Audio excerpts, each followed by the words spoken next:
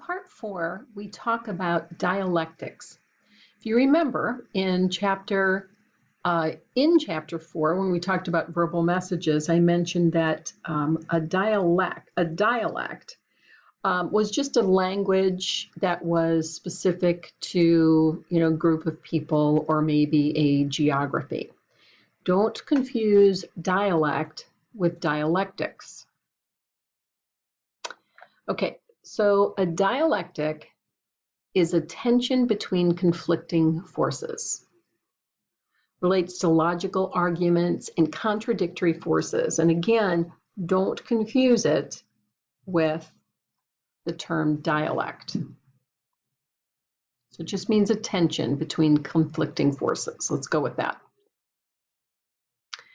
Okay, there are different types of dialectics in interpersonal relationships. So you have one tension, let's refer to it that way, autonomy versus connection. So you want to be your own person, right? But you also want to be part of a group or part of a team.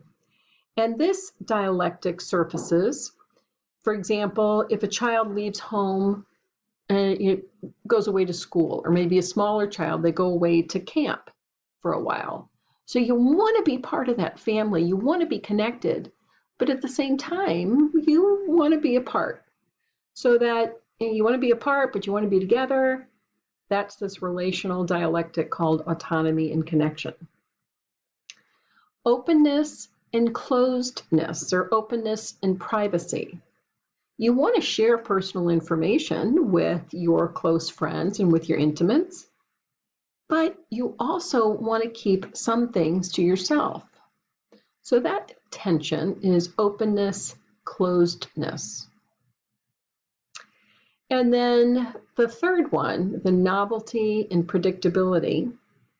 You might really like surprises and new experiences and excitement, but you also want to keep some things that are safe and steady and things that you can predict.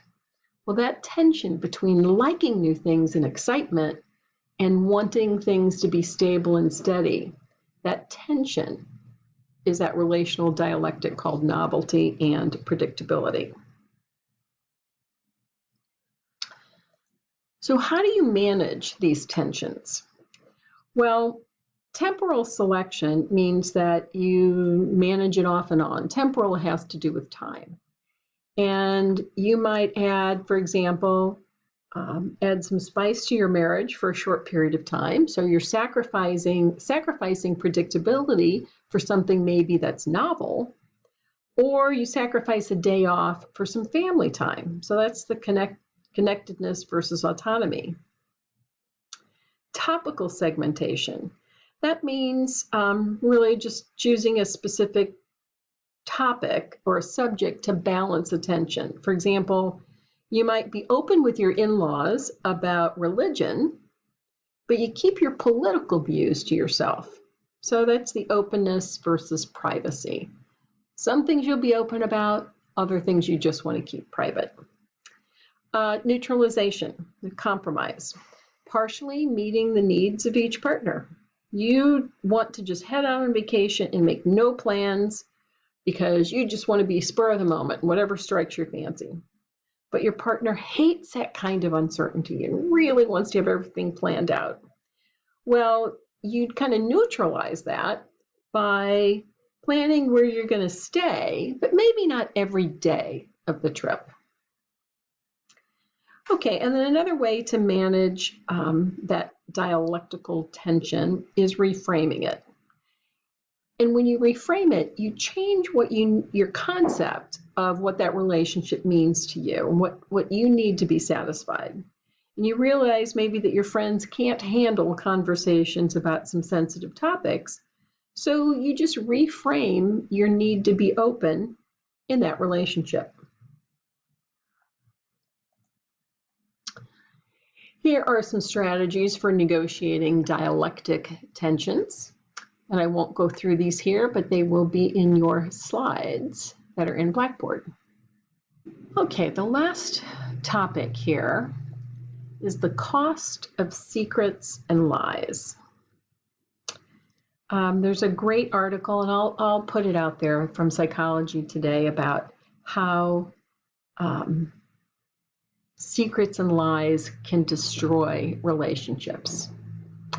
So secrets and lies really block intimacy. So if you're keeping a lot inside and you're not disclosing, that really keeps you from getting to know somebody and from them really getting to know you. When you start lying in a relationship, sometimes it's hard to remember the truth. You've gone on so far with these half-truths, perhaps, and lies, it's hard to remember what's real. You might have some serious feelings of guilt and feel very shameful for not being truthful. And at the end of the day, it just creates a lot more problems. Part 4. Thanks.